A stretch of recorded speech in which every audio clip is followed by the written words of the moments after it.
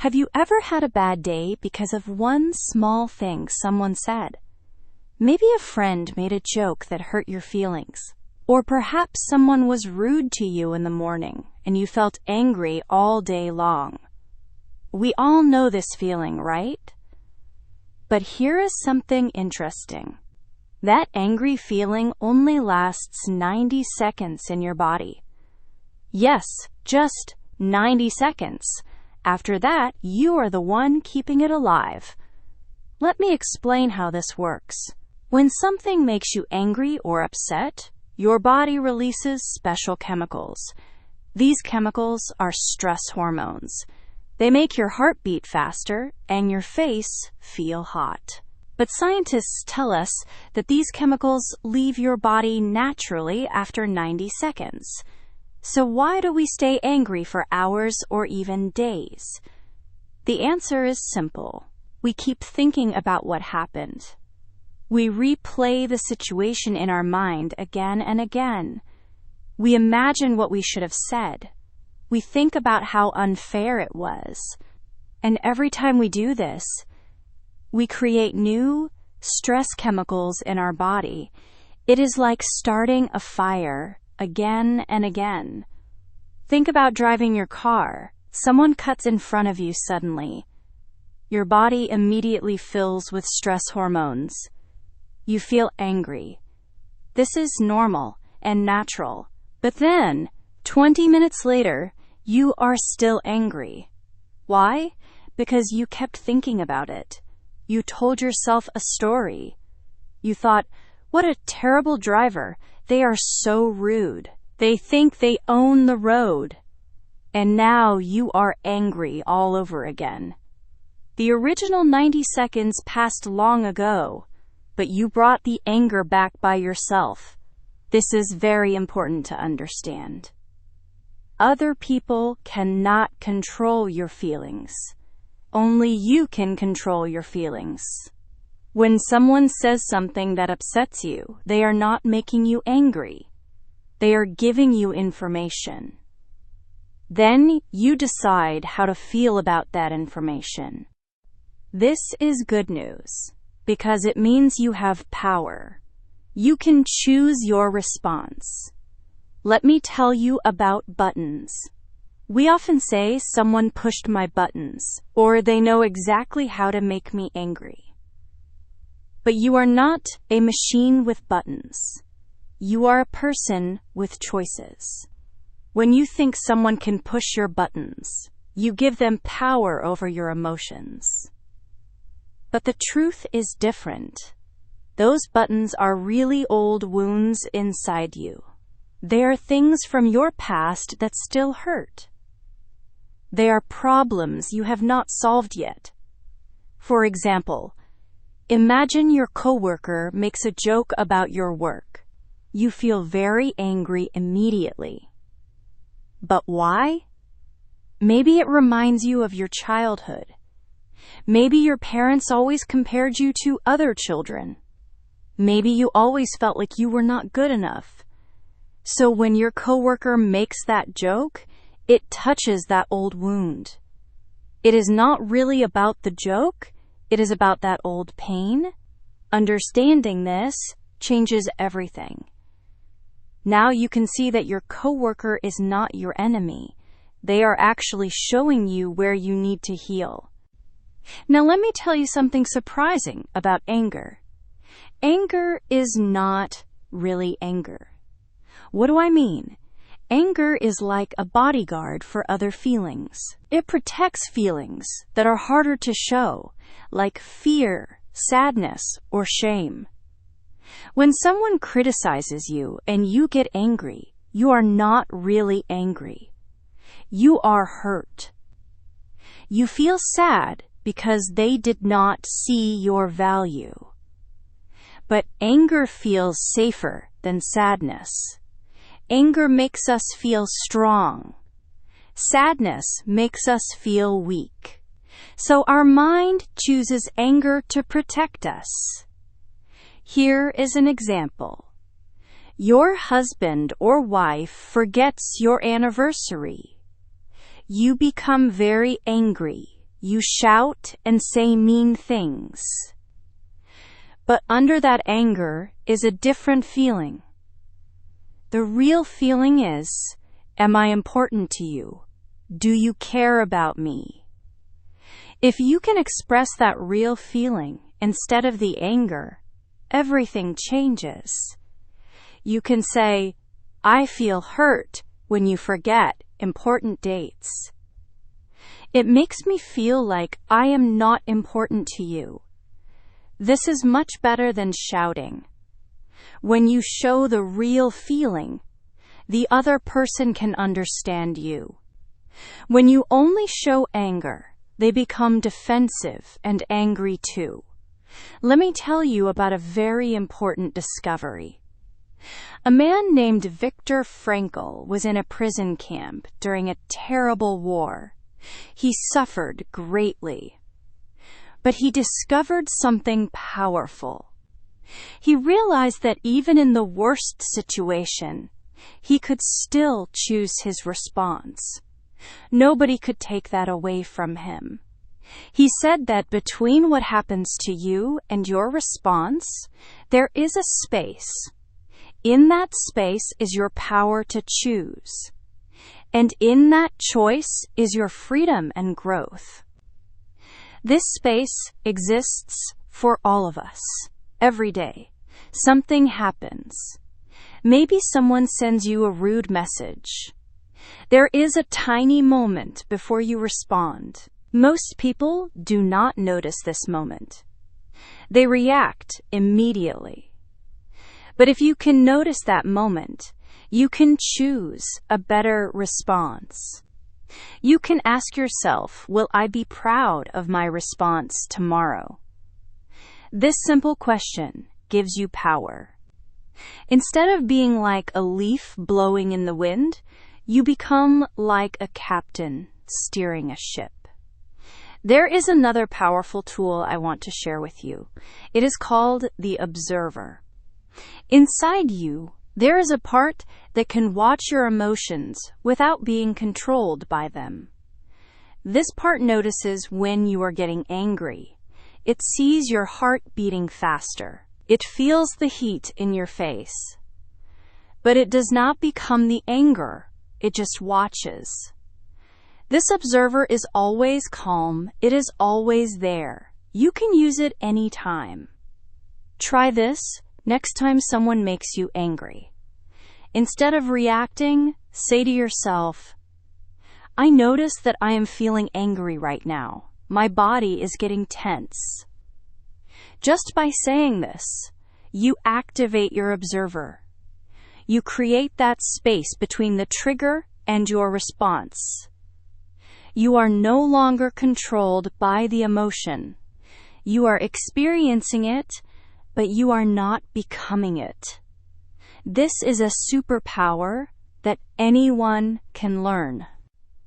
Now I want to change how you think about difficult people. What if difficult people are not obstacles in your life? What if they are actually teachers? This idea can transform your relationships. Every difficult person in your life is showing you exactly where you need to grow. Your critical boss is teaching you resilience. Your nosy relative is teaching you how to set boundaries. Your rude neighbor is teaching you patience.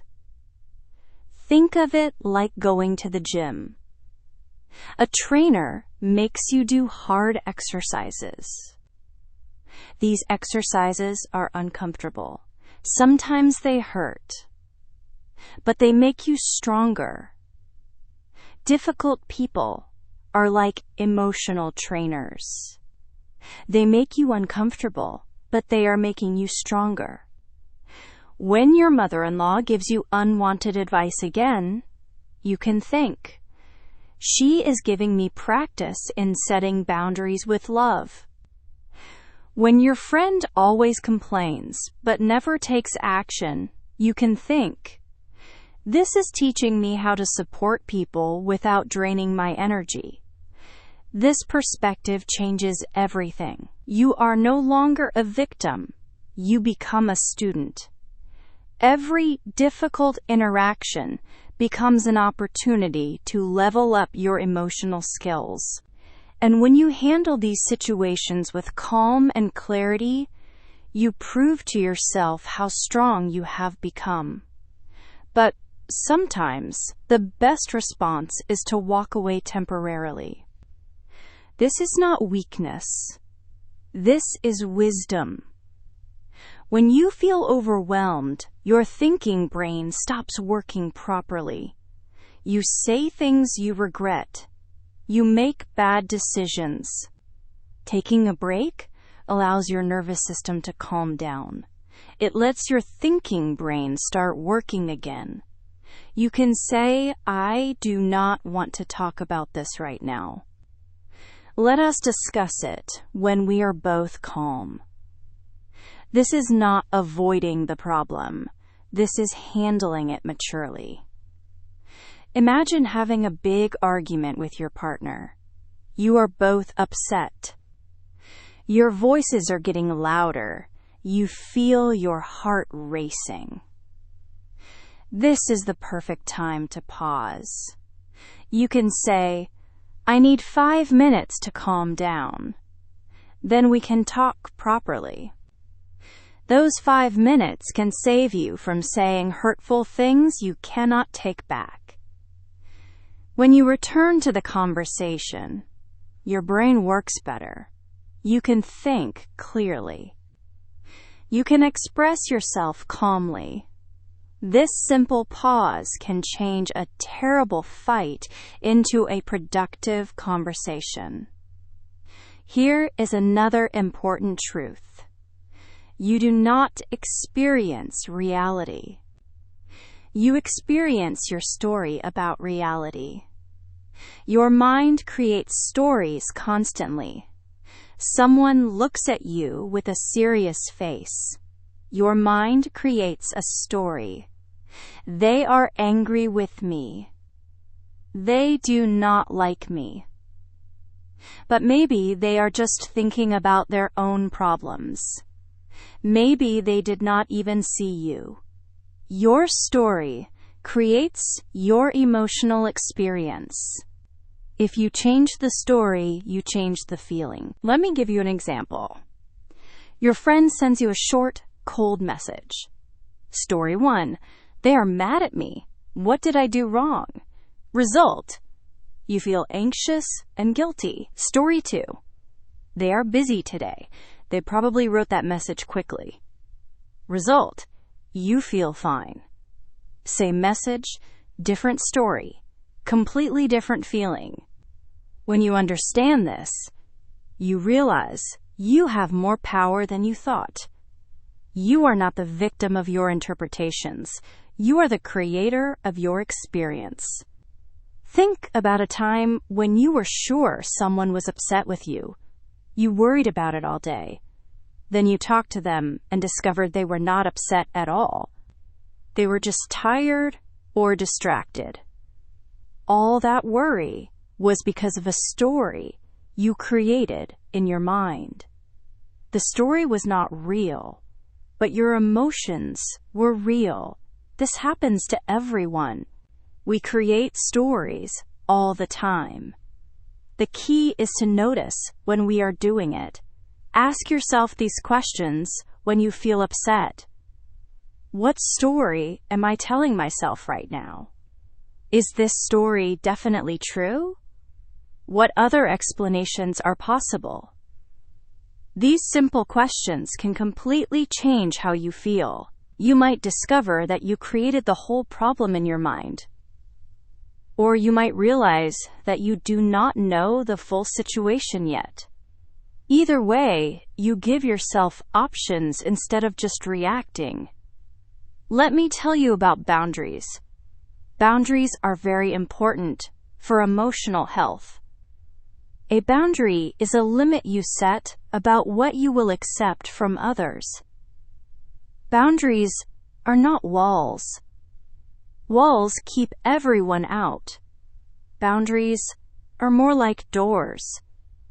You choose who comes in. You choose what behavior is acceptable.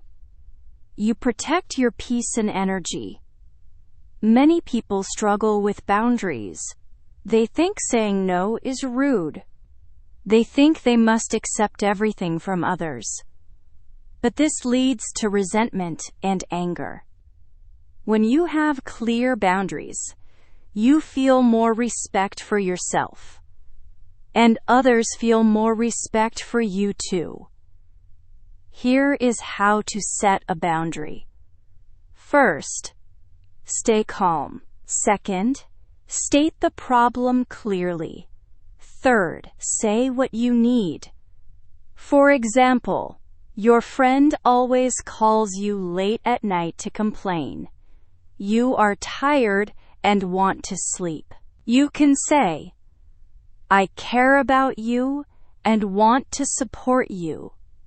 But when you call after 10 at night, I cannot give you my full attention because I am tired. Can we talk earlier in the day instead?" This is a boundary. You are not being mean. You are being clear about your limits.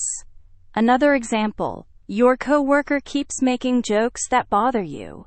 You can say, "I know you are joking, but comments about my appearance make me uncomfortable. I would appreciate it if you stopped." This is direct and respectful. Most people will respect your boundary when you state it clearly.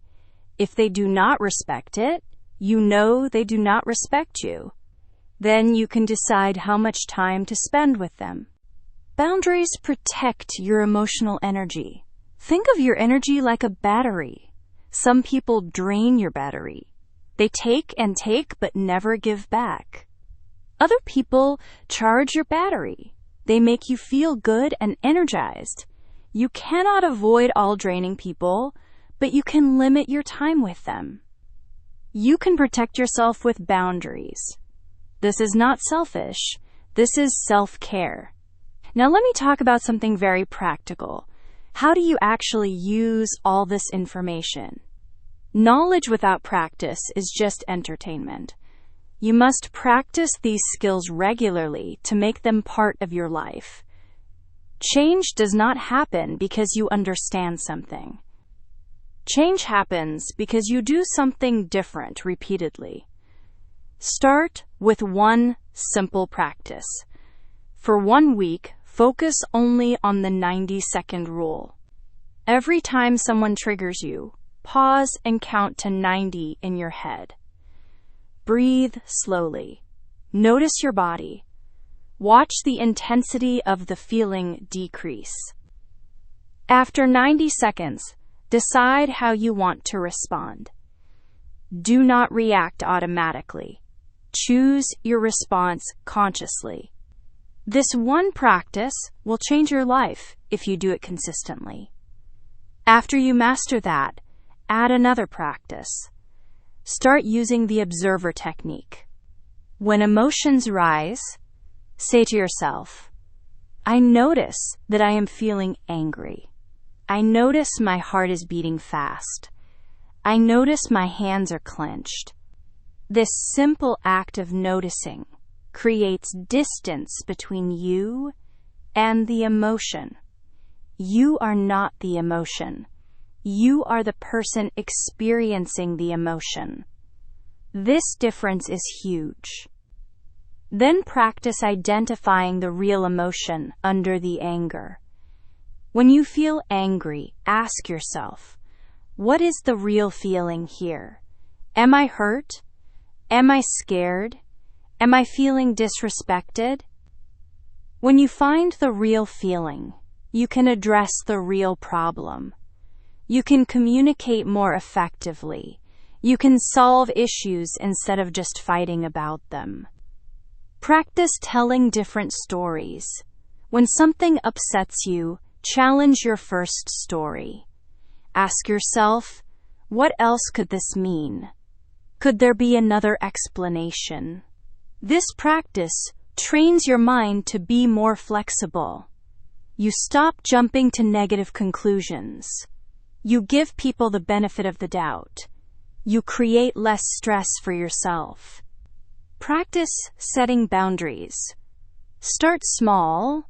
Say no to one small thing this week. Notice how it feels. Notice that people respect you more, not less. Build your boundary-setting muscles gradually.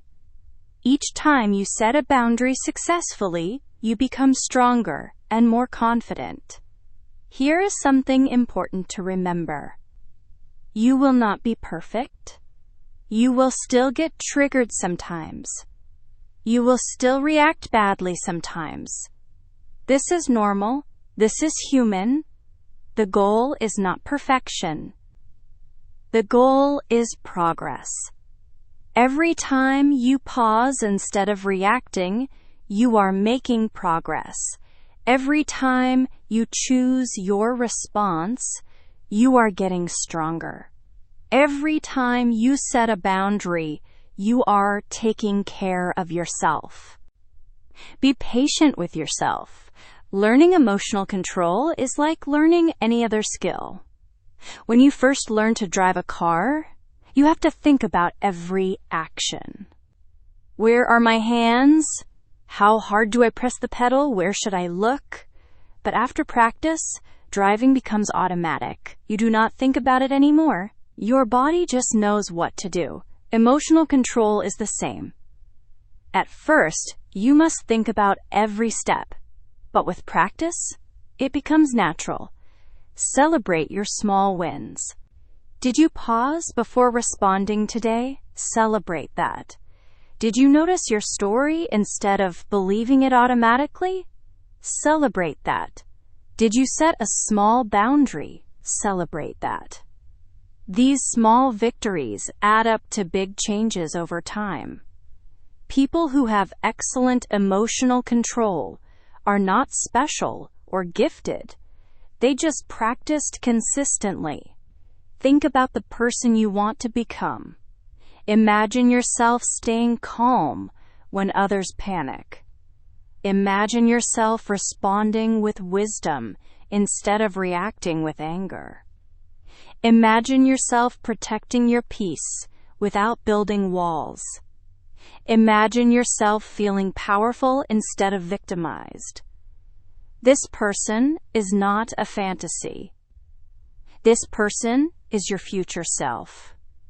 Every practice session brings you closer to becoming that person. The tools are simple. The 90-second rule. The space between trigger and response. The observer inside you. Understanding that difficult people are teachers. Recognizing that anger protects deeper feelings. Knowing that your stories create your experience. Setting clear boundaries. Taking breaks when needed. These tools work. They have worked for millions of people. They will work for you too. But you must use them. You must practice. Reading about these ideas is interesting. Understanding them is helpful. But doing them is what creates change. Make a commitment to yourself right now. Choose one practice. Commit to doing it for 1 week. Just 1 week. See what happens. Notice the changes. Feel the difference. Then add another practice. Build your emotional strength 1 week at a time. Your emotional freedom starts today, not tomorrow, not next week. Today, right now. The next time someone or something triggers you, you have a choice. You can react the old way, or you can try something new. You can let the 90 seconds pass. You can notice the space. You can activate your observer. You can choose your response. This choice is your power. This choice is your freedom. Remember, other people will still be difficult. Situations will still be challenging. Life will still have problems. But you will be different. You will have skills. You will have power. You will have choice. And that makes all the difference. You are not trying to control the world. You are learning to master yourself. And that is the most important mastery of all. Every master was once a beginner.